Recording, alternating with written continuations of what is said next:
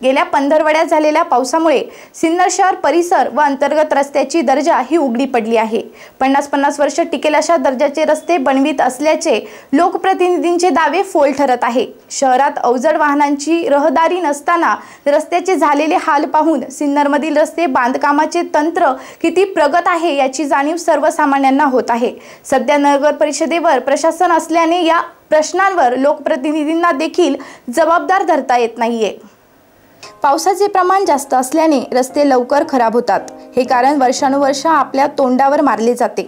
मात्र सिन्नरमधील पावसाचे प्रमाण कोकणासारखे तर नसते, त्यामुळे असले कारणे देऊन नागरिकांना गप्प करावे लागते आणि काही नागरिक असले कारणे ऐकून गप्प बसतात। सध्याचे रस्ते बांधकामाचे तंत्र इतके प्रगत झाले आहे की पावसाचे कारण देखील तकलादू वाटते। सिन्नर शहरातील अंतर्गत असो व बाहेरील मार्ग असो यांच्या दुरावस्थेबाबत नेहमी प्रसार माध्यमे व सोशल मीडिया याद्वारे असंख्य जाणकार व्यक्तींनी प्रकाशझोत टाकलाय। मात्र टक्केवारीचे गणित जुळवण्यासाठी संबंधित त्याकडे दुर्लक्ष करतात। रस्त्याच्या कामासाठी वापरण्यात येणारे साहित्य बऱ्याचदा सुमार दर्जाचे अथवा त्याहूनही हलक्या दर्जाचे वापरण्यात येते। मात्र काम सुरू असताना नागरिक असो वा लोकप्रतिनिधी त्याकडे दुर्लक्ष करतात। परिणामी रस्त्यात खड्डे पडणे, रस्ता उखडणे ही लक्षणे काही दिवसातच उघड होते। म्हणजे पहिल्या पावसातच रस्ते उघडे पडतात असेच म्हणावे लागते। मात्र तोपर्यंत सर्वांची आर्थिक गणिते जुळवून आलेली असतात। आता सध्या तर नगर परिषदेवर प्रशासक नेमले असल्याने खराब रस्त्यांची समस्या मांडावी कुणाकडे हा प्रश्न नागरिकांसमोर पडलाय।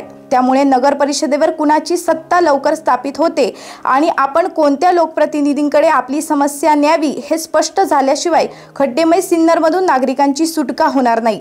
तोपर्यंत तरी नागरिकांनी खड्ड्याशिवाय सिन्नरमधील प्रवासाची कल्पना करू नये।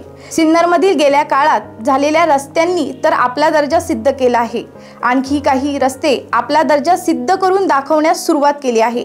त्यामुळे आता वाहनधारक व पादचारी मार्गक्रमण करणाऱ्या नागरिकांना सिन्नर शहरातील रस्त्यावरून प्रवास करणे जिगरीचे झाले आहे।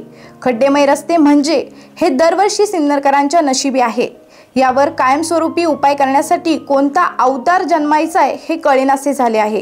या रस्त्यावरून प्रवास करणारे नागरिक वाहनधारक निमूटपणे रस्त्याची दुरावस्था गोड मानून घेऊन प्रवास करीत आहे, तरी देखील सिन्नर नगर परिषद प्रशासक मंडळ बेफिकीरपणे वावरत आहे। साधी रस्त्याची डागडुजी करण्याची तस्ती देखील घेताना दिसत नाही। नगर परिषदेतील लोकप्रतिनिधींचा कार्यकाळ संपल्याने या समस्येचा रोष त्यांच्यावर ओढवला जात नसल्याने समस्त सिन्नरकरांना आता काय ते रस्ते, काय ते खड्डे, काय ते छोटे मोठे अपघात समजा कसं ओके मध्ये आहे असेच म्हणायची वेळ आली आहे। SN न्यूज साठी विजय शितोळे।